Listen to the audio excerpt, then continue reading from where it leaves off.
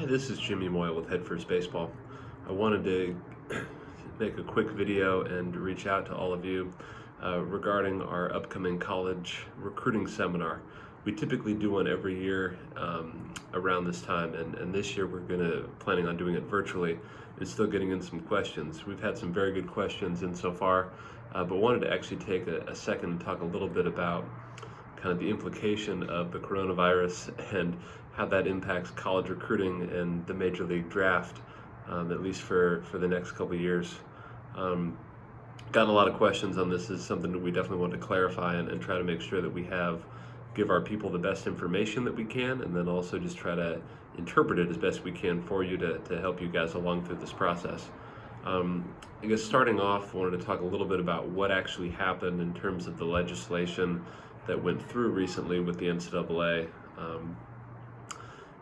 So basically, in a nutshell, the NCAA decided to grant every player, and it should be noted that the NAIA and community colleges did this as well, but every player will be allowed to come back next year on their same eligibility that they were this year. So for example, a senior on this year's team is a senior next year, a junior on this year's team is a junior, and everyone effectively has a redshirt year from this year. So before we get too into that, let's talk a little bit about what some of the rules were and then how that changes a little bit too going forward. So in Division One teams were allowed to have 11.7 scholarships that could be divided up between 27 total players. They're allowed 35 players on the team, so 8 players would be considered walk-ons who wouldn't have scholarships. Division Two is allowed 9 scholarships and didn't have a roster limit. Division III did not have any scholarships and did not have a roster limit. NAIA had 12 scholarships and also not a roster limit. The scholarships in NAIA are a little bit different, but we can talk about that later. Community colleges in California also do not offer scholarships and do not have roster limits. So the difference next year is going to be that seniors in Division I and II and NAIA will be allowed to be on their same scholarships that they were before, and they are not going to count against the roster limit in Division I or against the scholarship totals really anywhere. All the other players will be allowed to be on their same eligibility, and then obviously that includes any incoming players as well. I think there's still a few unanswered questions that go into this a little bit more. One of the bigger ones that's going to vary school by school is how this is going to actually be budgeted for and accounted for. Not every school, even though schools might be allowed to have 9 in Division II or 12 in NAIA or 11.7 in Division I, not every school actually has that many scholarships. So will a small Division I that, let's say, has 6 scholarships, or a Division II that has 3 scholarships, will those schools allow extra money to be spent next year? And that's going to vary school by school, and I think that's kind of an unanswered question that no one really knows the answer to at this point.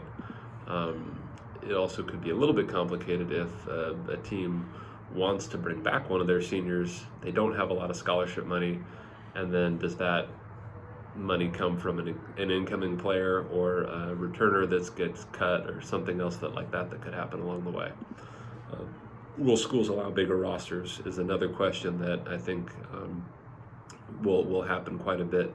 And my guess would be yes, even though schools with budget issues might be a little resistant, because they'll have to buy more uniforms or something like that. But also keeping more kids in college, more tuition gets paid, more kids are likely to graduate. So there is a positive thing that they can get out of that as well. So I would just expect on a macro level, you see a lot more rosters. Instead of, if the median roster was 35, I think you see a lot more teams with 38 to 40 kids next year or something along those lines. The interesting thing, the other question is how many players are going to stay for a 5th year, or in community college, are they going to stay for a 2nd year? And there's certainly an incentive at the community college level to transfer when you've met your units, gotten an AA degree, and you're able to transfer. At a 4-year, obviously, especially in private schools, a lot of kids will graduate in 4 years anyway, and maybe opt not to come back for a 5th year. So some people will certainly come back for a 5th year, but not everyone will.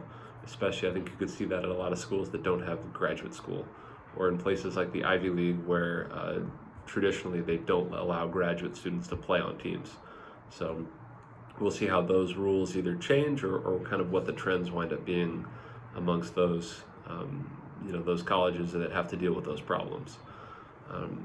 The other question is going to kind of affect it on a macro level is what's going to happen with the MLB draft. And the major leagues have said that they're going to have a smaller draft this year. It could be as few as 5 rounds, which would leave 35 rounds. So 30 teams times 35 rounds is close to 1,000 players that won't get drafted this year. So those players, many of them could be high school players that then choose to go to college. Many of them could be college underclassmen who then choose to come back for their junior, senior year in college. That just kind of further throws more players onto the college baseball spectrum. And again, what does that do to bigger roster sizes or scholarship allocation is a little bit of an unknown at this point still. So I guess the real question then is what does this mean for families that head first? What does this mean for high school seniors, high school underclassmen, 2021 grads and younger, and what should you be doing? I think that the current 2020 class will come into college into a pretty competitive situation. I imagine that there'll be bigger rosters, and they're basically jumping into a current college team right now. Whatever existed this year, they're basically just coming in from that and potentially no one left.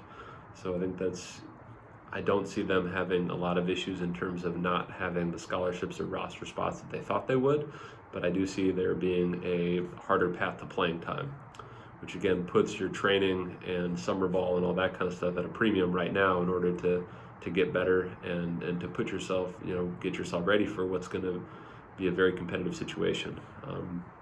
Same thing too for 2021s. They're going to basically come in behind a group where there are 2 freshman classes at every college. And so for them, you're coming in behind a big group of players.